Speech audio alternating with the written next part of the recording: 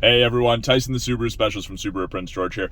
I just finished my Outback Wilderness video that I posted the day before this one is being released.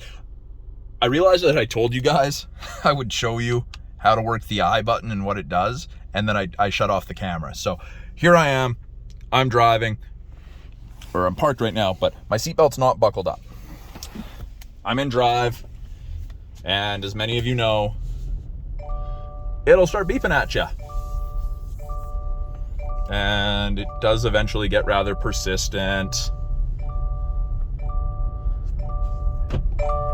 And I just exceeded 20 kilometers an hour. And now it's not going to stop beeping, which is really annoying, unfortunately. I'm in park, but you can see there's that little red I. I press this, and it brings up what the I is, fasten seatbelt.